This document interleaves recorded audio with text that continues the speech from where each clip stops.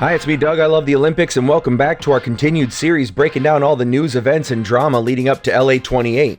It took over a century of aggressive lobbying, bitter rejections, and outright begging, but squash is finally an Olympic sport. If you have somehow gone your entire life without seeing professional squash, let me paint you a picture. Imagine two hyper-competitive athletes locked inside a giant transparent glass box, swinging heavy graphite rackets at a rubber ball traveling around, 170 miles per hour. Is it claustrophobic? Oh yeah. Is it exhausting? For sure. Is it brilliant television? Well, we have yet to see.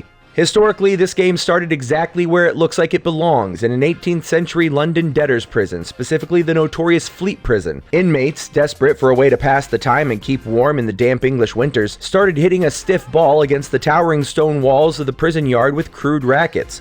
It was a game born out of sheer boredom and absolute confinement. Eventually, the prison yard pastime made its way to the elite English boarding schools. The real breakthrough happened at the Harrow School in the mid-19th century, when students realized that using a squishy punctured rubber ball completely changed the physics of the game. Instead of bouncing cleanly, the ball literally squashed against the wall, absorbing the impact and dying on the floor.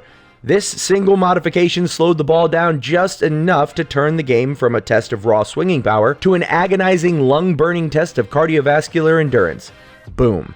Modern squash was born. For LA28, organizers know they need to make a massive splash for the sport's inaugural Olympic run. They're building a temporary purpose-built arena called the Comcast Squash Center, and they're putting it right in the middle of Universal Studios' backlot. Aesthetically, it's going to look absolutely incredible on your television. Modern professional squash is played in a glowing four-walled glass court. Dropping a high-tech gladiator pit right in the middle of Hollywood movie magic is a stroke of visual genius, in my humble opinion. Realistically, though, as anyone who lives in Southern California knows, navigating the infamous 101 freeway traffic to cram thousands of spectators in an active, massively popular theme park on a random Tuesday afternoon is going to be a logistical nightmare of, well, I would argue, epic proportions. Getting to your seat might burn as many calories as the athletes do on the court. On a scale of 1 to total gridlock, how much of this specific event is going to ruin the lives of local Angelinos? Look, I love this sport, but dropping a glass box into the middle of Universal backlot on a Tuesday... Before we can fully appreciate the absolute mess of egos and bad blood that defines modern squash, you need to understand the baseline for greatness. You need to know about the untouchable gods who built this sport because their ghosts still haunt every single player stepping onto the court in LA. Let's start with the men. In the 1980s, a Pakistani player named Jahangir Khan didn't just dominate the sport, he kind of broke it. From 1981 to 1986, Jahangir went on a 555-match winning streak. Let me repeat that. It genuinely sounds like a typo. 555 consecutive professional matches without a single loss. Let me put that into context. What are big numbers? Who knows? Well, this one remains the longest winning streak by any athlete in the history of top-level professional sports. He was functionally invincible, an unstoppable force who won the prestigious British Open 10 consecutive times. Not to be outdone, on the women's side, the history books are equally absurd. Australian Heather McKay holds a record that might make Jahangir's 555-match streak look almost pedestrian. McKay played professional squash for nearly 2 decades, spanning from the late 50s to the late 70s. Over a 20-year professional career, she lost exactly 2 matches. 2. She won 16 consecutive British Open titles. She was so far ahead of her competition that playing against her was essentially an exercise in scheduled public humiliation. These two players defined the golden era of squash. They were stoic, untouchable, and deeply respected, but they are the past. The modern era of players who will actually be fighting for the inaugural Olympic gold at the Universal Studios backlot, they're completely different. The modern era is not ruled by polite, untouchable gods. It's ruled by deeply flawed, highly aggressive, fiercely competitive humans who are constantly at each other's throats. The polite country club veneer of the sport has completely eroded, replaced by a cutthroat, highly physical battle for supremacy. Now that you know the legends, forget about them. The modern men's game is defined by rivalries, clashing egos, and a stunning amount of bad blood. At the dead center of this chaos is a 20-something Egyptian phenom named Mustafa Asal. His nickname on the tour is the Raging Bull, and by the way, you're gonna learn squash does nicknames. And he is without question the most polarizing athlete in the sport today. If you were to build a squash villain in a laboratory, you would build Asal. He's massive, incredibly physical. He loves to treat squash courts like the way a middle linebacker treats a football field. To understand the drama, you have to understand the mechanics of squash, because the two players share the exact same physical space inside the glass box. They have to constantly navigate around each other to get to the ball. If your opponent hits a shot, they are legally required to clear a path so you can get to it. This is where Asal's controversies begin. His critics, which include many of his fellow top-tier professionals, accuse him of utilizing dark arts. They claim he takes up too much space, deliberately widens his stance, or subtly leaves a leg trailing behind to block their paths. Over the last few years, the sport's governing body has slapped Asal with multiple, multi-week suspensions for dangerous play and excessive physical contact. I'm just gonna say it, Ivan Drago? But it doesn't stop with the gameplay. Asal's celebrations are notoriously explosive. After winning major matches, he literally ripped his shirt off, screams at the crowd, and throws his racket. This has led to an incredibly tense, icy, barely touching handshake at the end of many a grueling 90-minute war. Several top players actively despise his tactics. Asal, meanwhile, plays with a permanent chip on his shoulder. He frequently argues that he is unfairly targeted by the referees and the traditional old guard splash establishment, who simply cannot handle his passion. When Asal goes up against the current world number one, Egypt's Ali Faraj, you get the ultimate clash of ideologies. Faraj is the exact opposite of Asal. He is the Harvard-educated mechanical engineer. He plays a smooth, clean, gentlemanly game of high-speed, three-dimensional chess. Faraj glides around the court with footwork so elegant it barely makes a sound. When these two meet, it's not just a match, it's a battle for the soul of the sport. It is the tactical purist versus unapologetic brute force. Watching Faraj try to maintain his composure while Asal tries to physically intimidate him is a psychological thriller. I'm just gonna say it. Apollo Creed?